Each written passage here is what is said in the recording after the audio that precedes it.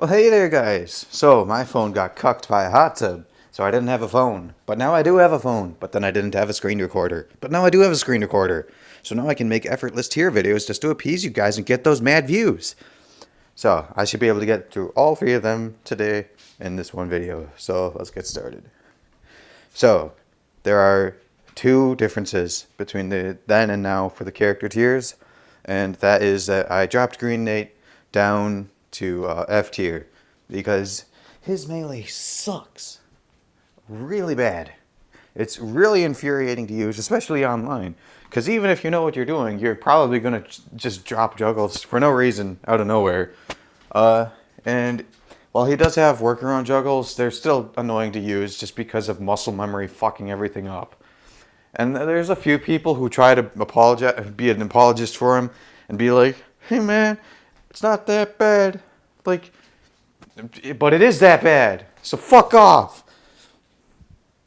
So anyways, the Arrow Rainers and Hattie have both moved up one spot because of this. So the other changes that I took Ninja and Brute and Snaky and I jumped them up to A rank, and then I dropped Red Knight and Pink Knight down to B rank. And that's because Lightning is like just some kind of fucking, it's like really passive. You kind of just sit there and wait things to walk into that giant hitbox you're throwing out, and it's really inefficient. Like, we have ways now to proactively force the game to do what we want with all of our new juggle combos and shit. So like there's not really a place for a character that is by design made to just sit there and wait for things to come to him. So it's like literally the antithesis of the meta, and the only reason that he is still this high is because it can cheese the game still. And then Pink Knight is pretty good, but I still think he shouldn't be above Red Knight just because of the cost to his magic, and that's pretty much it. And also, when you do use this magic, it won't really do more.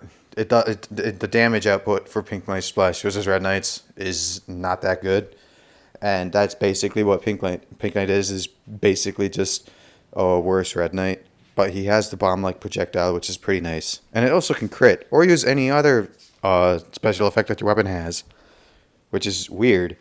Because actually, on the final boss, if you shoot Pink Knight's projectiles at his blue shield, you'll actually take damage for it.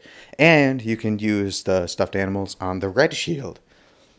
So just a little tidbit for you there. Yeah, you like that shit? Well, anyway. Now for Ninja and Brute and Snaky. So first, Brute and Snaky, their splash on any light beefy is a fucking nut move right there. Because it always hits the beefy 4 times. It's like extremely easy to align it. You basically just have to hit the button while the beefy is in front of you, and you're going to hit it 4 times, which is enough to knock it over. But even better is that the beefy always gets knocked backwards towards you. So you just use your splash attack, and then you jump hit X, Y, Y, and the beefy is going to go right into your juggle. And Ninja can do this too. It's just a little bit harder to align it. It's just Ninja is like, he has a little bit more value over several other different areas. Because like, since Brute and Snaky, they have those stacked hitboxes on their splash, that's what makes them amazing for beefies. But that also means that they have half as much of an opportunity as other characters do to be able to like hit an enemy out of the air with the splash attack. While Ninja has absolutely no problem with that, because all of its splash attack segments are the same height. And that's basically all there is for the characters. That's the only difference there.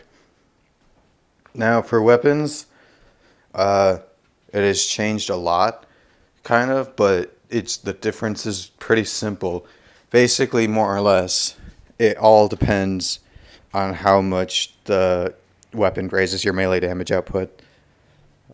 With few exceptions.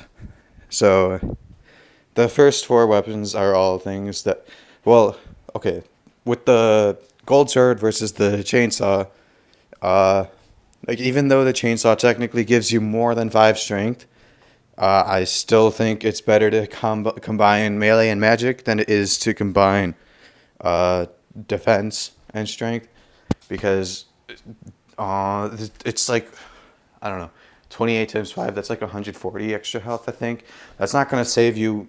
That's not going to save you a full hit on insane mode. So it's not really doing much versus the gold sword will actually, it'll greatly substantially increase your XXXY damage, while also being good for juggling. If you're going to use the gold sword, then use Snoot over Beholder, because Beholder's just going to give you damage. It's not going to do anything for your like mana regeneration or your splash attack range. And yeah, and I don't know if I said anything about this in the last video, but between the Gold Skull Mace and the Man Catcher, as long as you're doing 33 damage per hit, the Gold Skull Mace is strictly better. And that's another thing, going back to the chainsaw. While the Gold Skull Mace is strictly better than the the Man Catcher because of its crit chance, just because the chainsaw has the highest crit chance doesn't necessarily mean anything, because I actually went to the trouble of calculating this. You would need plus 115 strength in order for the chainsaw to start doing more damage than the Gold Skull Mace. Because, like, well, for each weapon. So basically, I just was like, okay, so let's say they both have plus 5 strength. Then it's like 8 versus 5 with the 4 and the 5% chance. Then I went up to like, oh, what if they have both that plus 10? And I was like, okay, what the fuck? That's not even closer. So I did plus 50 for both. And then eventually I got to the one point where it just starts to be over. The Gold Skull Mace is at 115 extra strength, in addition to maxing the stat and being at level 90. Well, there's a fucking load of information. I hope you guys are fucking satisfied with that. So anyway, now onto the pets. I don't even remember what I had before, so I'm just gonna say why it is here now. Bitey Bat is maybe it's a little bit biased for me to have him up there, but oh, dude, every time he fucking bites an enemy on the head, that's a nut right there. But like there have been several times when like I'm just like getting cucked by lag, and then an enemy's about to hit me, but the Bitey Bat bites it, and then I just get saved from the damage completely, which is pretty nice because I max defense last, and one hit just makes me use the potion, so it's kind of nice. But like I can think of like 5 times in the last week that happened off the top of my head, or I just got saved from damage just because Bitey Bat existed. It was really nice. Honestly, he's almost saved me more potions than Piggy has now. So, excellent pet right there. Really underrated. And then, so normally, yeah, with Hawkster and Piggy, I don't know. I would actually, at this very moment right now, I'd probably drop Piggy down to be next to Hawkster, or drop Bitey Bat down to be under Hawkster, because like they're basically equal now. I don't really care which is better. Hawkster is better when there's like less total enemies, or if they're heavier and you're going to be killing one at a time anyway. So then, but Piggy is better when there's lots of enemies and they're all light, because then you basically just kill them all at the same time, and then you heal all your health back at the end of the wave. Hawkster is a little better for survival because he gives you little bits and pieces of fruit during the wave. Now, normally I wouldn't really consider that amazing, because when you get those little pieces throughout the wave, it's not like you just killed an enemy, you got a piece of fruit. Oh man, you're gonna fucking beat them all now because you got that 10% of your health back. Like, I don't know. It's real. I guess it really just comes down to preference probably, but I think that's just getting like fucking all of your health back at the end of the wave is pretty overpowered in comparison to just getting it all back over time. But I guess the same argument could be used to Troll, who I also put up pretty high, because he's kind of like just, oh, I'm going to give you a little chip health back, little 1% here every 8 seconds, Gotti. But yeah, and that's about it. I think I also put Burly Bear a little bit higher than I did before, and that's because, like, there really isn't any reason to rank Burly Bear low just because Snoot outclasses him. He's still okay. And if you're too lazy to start a new game just so you can go into single player and get your own Snoot and then bring him into a multiplayer match, then Burly Bear is a nice alternative because it's still a lot of strength. It's just not optimal. I don't know. You be the judge. I've seen a lot of people using Bipolar Bear recently as well. I don't know why. I don't think he's amazing. But I guess I kind of understand the appeal. If you're kind of like, if you don't really have a true feel for the game yet, and you're not good at knowing exactly when your enemy is dead, then I suppose it could be helpful because then you absolutely know 100% when your enemy is dead. But that's the only really reason.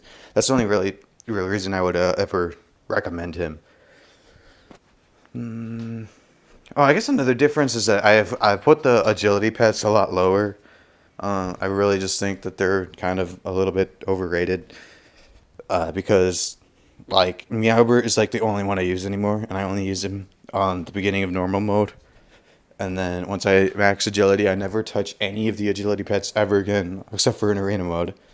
Who usually I just use the Psy and the Scratch Paw, but like, yeah, I don't know. And a lot of people are using Snoot and the Man Catcher or Snoot and the Gold Skull Mace for arena now anyway. So, yeah. I don't know, I guess just use what you want anyway. But yeah, that's how everything's changed. I'm also going to make another video later for my arena tier list, since I never actually made one of those before. Well, I've made an arena tier list, but I'd never made a video about it.